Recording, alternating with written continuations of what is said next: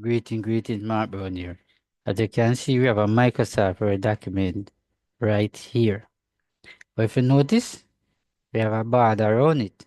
But if you scroll down somewhere, what you will find out is that there are border around everything else, right? So what you wanted to do is to remove the border from the cover page and leave it on the rest of the page. Because sometimes a lot of person tend to have problem with this particular here. Right, so the first thing that you want to do is to come right up here where you see the tab.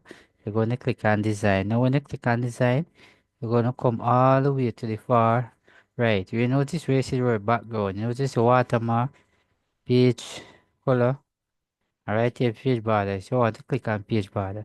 Now when you click on page border, bring up this small little dialog box right here, which is in none, box shadow and all of that. So what you want to focus on, you it is, notice the apply. You're going to come right here. Notice the option. You see OK. All right here. Cancel. You're going to click right at this little drop down arrow here. Click. You notice it said this section, first page only, and this section. Down here says select all page except the first page. You're going to click on that. Now when you select that, you're going to click right here. That said OK.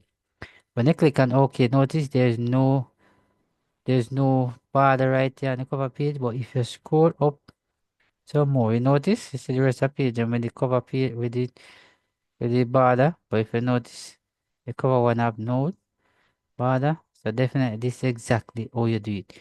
So remember to like, share, and subscribe. Thanks for watching. See you in the next video.